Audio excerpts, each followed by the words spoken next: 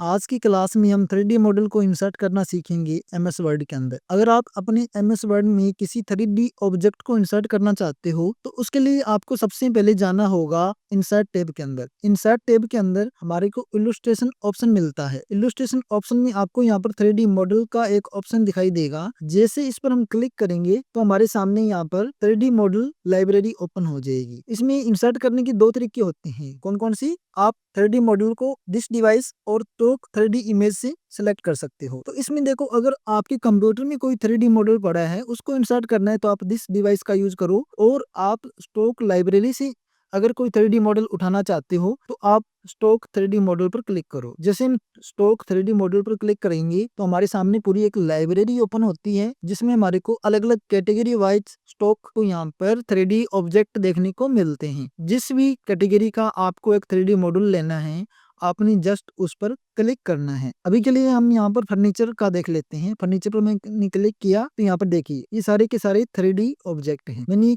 ये टेबल लिया, टेबल को सिलेक्ट किया और इंसर्ट कर दिया तो मेरे पेज पर 3D मॉडल का एक टेबल आ गया मेरे सामने। अब देखिए ये एक 3D मॉडल है। कैसे पता लगेगा कि ये 3D है या 2D है? 3D ऑब्जेक्ट में और 2D ऑब्जेक्ट में जो अंतर है वो ये होता है, अगर कोई आप 2D मॉडल लेके आते हो तो उस ऑब्जेक्ट की हम केवल हाइट और विड्थ को ही देख पाएंगे। 3D मॉडल में हम हाइट और विड्थ को तो देखते हैं, उसके साथ साथ उसकी डेप्थ को भी हम चेक कर पाते हैं भी इसकी गहराई कितनी है। 2D का मतलब टू डायनेमिक और 3D का मतलब किसी ऑब्जेक्ट की तीन चीजें अगर आप देख पाते हो तो वो 3D है, और हाइट और विड्थ ही केवल देख पाते हो तो वो क्या है? वो 2D ऑब्जेक्ट है। ओके, तो इसकी हमारे को हाइट दिखाई दे रही है, इसकी हमारे को विड्थ दिखाई दे रही है, और इस ऑब्जेक्ट की आपको डेप्थ भी दिखाई देती है, यानी कि गहराई। ये देखिए इसके हम डेप्थ को भी चेक कर पाते हैं। तो ऐसा ऑब्जेक्ट जिसकी आप हाइट विड्थ के साथ साथ उसकी डेप्थ को भी देख पाओ तो वो ऑब्जेक्ट 3D कहलाता है। 3D मॉड्यूल को आप चारों तरफ से घुमा के भी देख पाओगे, रोटेट कर सकते हो, उल्टा सीधा जैसे मर्जी देखना चाहो देख सकते हो। ये देखिए जैसे आप एक 3D ऑब्जेक्ट को सिलेक्ट करते हो तो यहाँ पर 3D फॉर्मेटिंग टूल ओपन होता है,